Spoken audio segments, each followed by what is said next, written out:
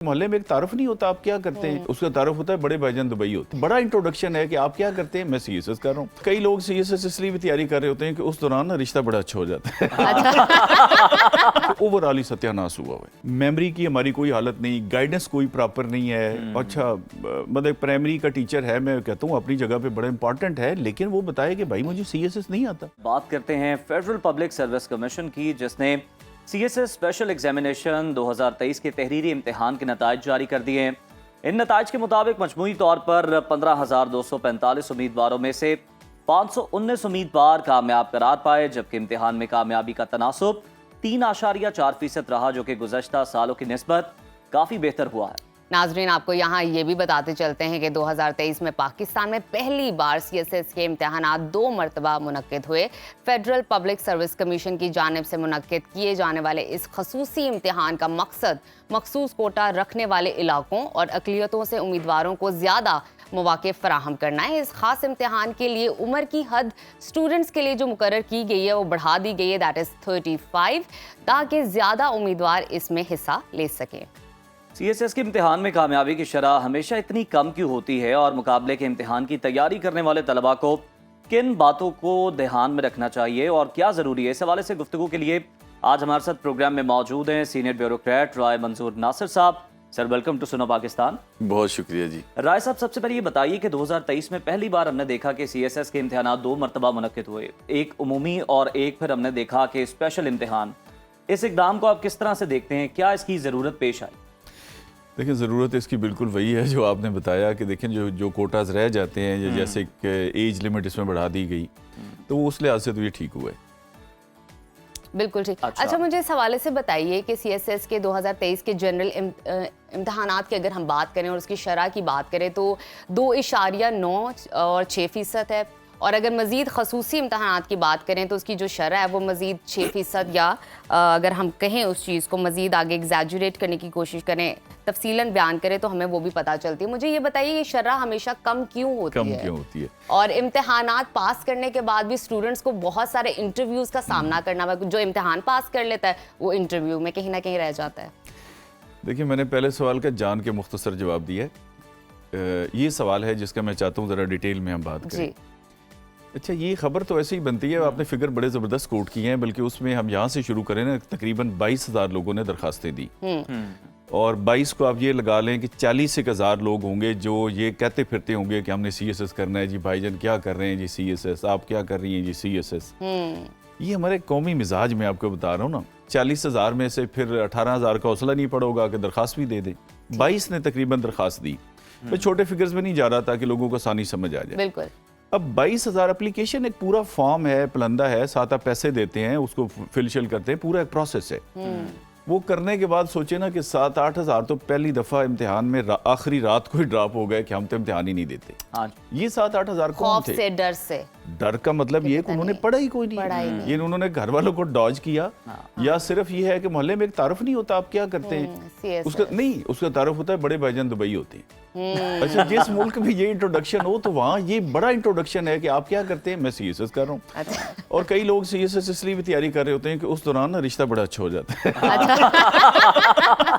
अच्छा, ये आपने राज की बात बताई है। वैसे अच्छा, बच्चा क्या कर, शेखी बिगाड़ने के लिए तो बड़े कहते हैं जनाब कर रहे हैं, लेकिन अगर रिश्तों के लिए पहली दफा सुना मैंने। अगर आपने बीए किया हुआ है तो देखे ना, बंदा फौरी कहता है कि यार बीए तो किसी खाते कतार में आता है, एमए भी, तो वो देखे ना, नीली बत्ती और गनमैन और सीएसएस और ब्यूरोक्रेसी, और अब तो माशाल्लाह वीगो डाला भी है। वीगो डाला। अक्लमंद लोग कहते हैं देखें, जब आपका रिटर्न का रिजल्ट आ जाए, अगर उसमें अल्लाह करे आप पास हो जाए तो अखबार पे आ जाए, फाइनल रिजल्ट से पहले जरूर आप निकाह कर लें, ठीक है ना जी। फाइनल इम्तिहान में क्या पता पास होना है फेल होना है।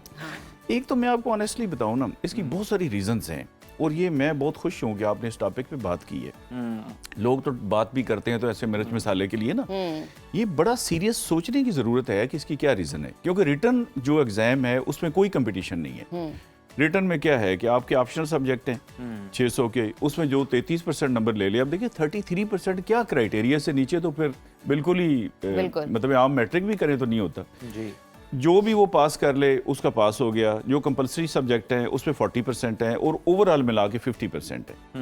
अच्छा, ये तीनों को इतना बड़ा टारगेट नहीं है जो बंदा अचीव नहीं कर सकता। यहाँ तक तो इसका मतलब है कोई कंपटीशन नहीं है। बेशक 2 लाख बंदा 4 लाख बंदा ये क्राइटेरिया कर ले तो वो रिटर्न में पास हो जाएगा जहाँ पे आज हम खड़े हैं। इसका मतलब है कि there is something seriously wrong with this. Seriously wrong में बहुत सारी चीजें हैं बेशुमार। एक तो हमारा रट्टा सिस्टम है, एक उसमें लस्सी का बड़ा अमल दखल है। देखो ना, ये आटा जो है मैं अर्ज करता हूँ, आटा जो है ना, लस्सी क्या माजरा है? नहीं, लस्सी और सीएसएस का बड़ा जोड़ है। मैं बताइए, आटा जो है ये आपकी मेमोरी को तबाह करता है। देखो ना, बांग्लादेश वाले हमारे से ज्यादा तेज हैं क्योंकि वो फिश खाते हैं। हमने जो पढ़ाइयाँ की हैं, नॉर्मली जो पढ़ाइयाँ हम करते हैं वो ये होता है कि 2 पराठे आटे को गूंद के ना उसमें पराठे और ऊपर से 2 गिलास लस्सी, ताकि बच्चा 4 बजे तक जो है ना उसको भूख ना लगे।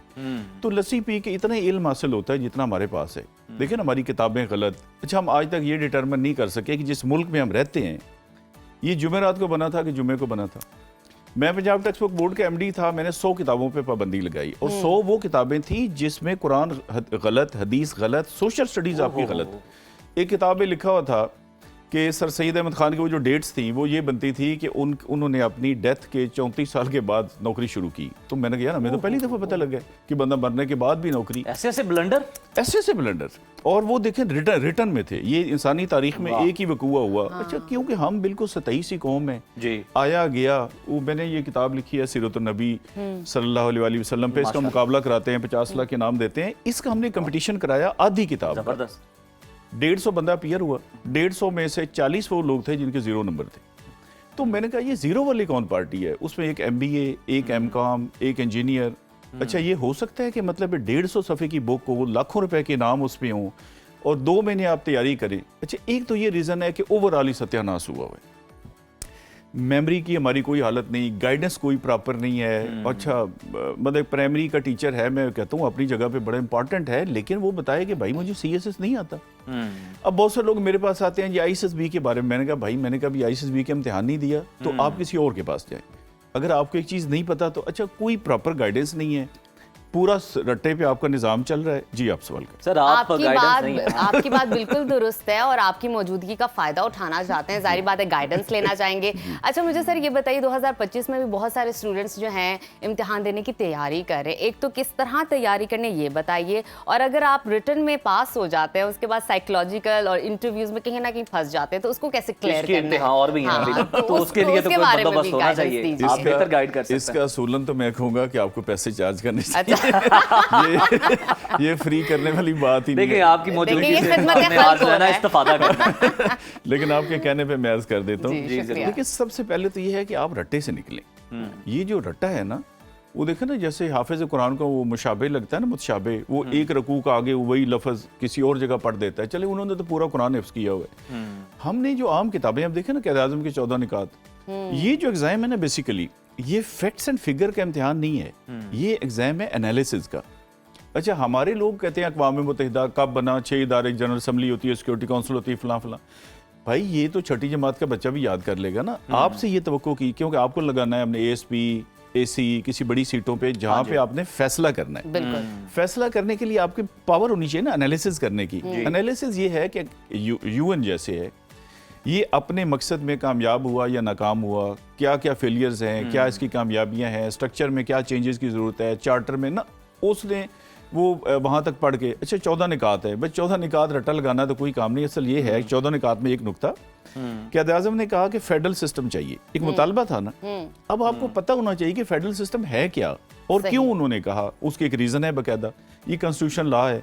गांधी ने कहा था कि यूनिटी फॉर्म ऑफ सिस्टम होगा, वो क्या है, वो रट्टा लगाया, गांधी को उधर लिख दिया, वो उधर लिख दिया। तो पहली बात तो यह है कि रट्टे से बाहर निकलें।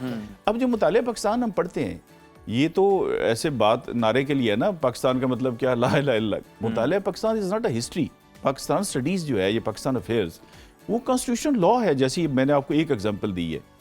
अच्छा, इसी तरह से इंटरव्यू के लिए भी ये है कि इसके बाकायदा डिस्ट्रिक्ट लेवल पे, मैं कुछ ज़िलों में DC जहाँ जहाँ पे रहा हूँ, वहाँ मैंने बाकायदा इसकी तैयारी हम कराते थे। अच्छा। हर ज़िले में बल्कि ये आपको ही क्रेडिट जाएगा, ये पहली दफ़ा मीडिया में इधर ही बैठ के बता रहा क्या हूँ। बात हर ज़िले में ये डीसी से मेरी रिक्वेस्ट होगी कि वो इसको शुरू कराए। देखें ना, बड़ा बड़ा टैलेंट पड़ा हुआ है, नो डाउट। वो बेचारे शहरों में नहीं आ सकते, तैयारियां नहीं कर सकते, तो उन्हें वहाँ पे आप अगर प्रॉपर गाइड करें। और आखिरी बात ये है कि जिस दिन अंग्रेजी शरीफ को आपने इससे खारिज कर दिया, आपको रियल टैलेंट मिलेगा। Yes. अच्छा, ये अंग्रेजी वाला और डोमिसाइल वाला, ये दो बहुत बड़े फ्रॉड हैं सीएसएस के अंदर। फ्रॉड में इसलिए कह रहा हूँ कि देखें ना, हम तीनों में से जो ज्यादा ज़हीन है उसको आगे आना चाहिए ना। बिल्कुल। अच्छा, फॉर एग्जांपल वो आप हैं, पहले मैं अपने आप को करने लगा था, फिर मैंने कहा आपको करूँ, नाराज नहीं होगा। आपकी जरा नवाज। अच्छा, वो आप हैं लेकिन आपको इंग्लिश नहीं आती, कोई बात नहीं, आपको हमने 2.5 साल ट्रेनिंग देनी है। तो आप एक पढ़ा लिखा ज़हीन आदमी 2.5 साल में फॉर अंग्रेजी बोलेगा, अंग्रेजों से बेहतर।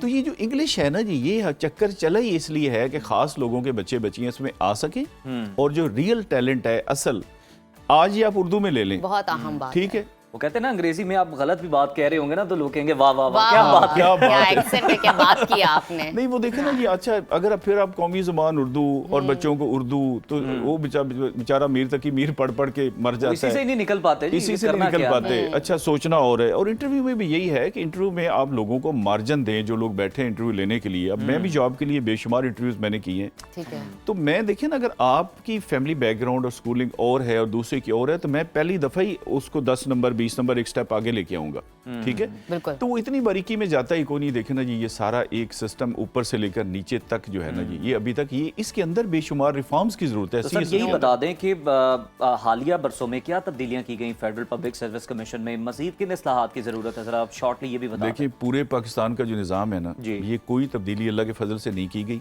सिर्फ होता अच्छा ये है कि मतलब मैं ऑफिस में मैं डीजे डिक्रप्शन लगा जी, तो मेरी पहली प्रेजेंटेशन क्या होगी कि पहले वालों ने बिल्कुल कुछ नहीं किया, मैंने आके ये कर दिया, अगला भी यही देगा, उसके बाद भी यही देगा।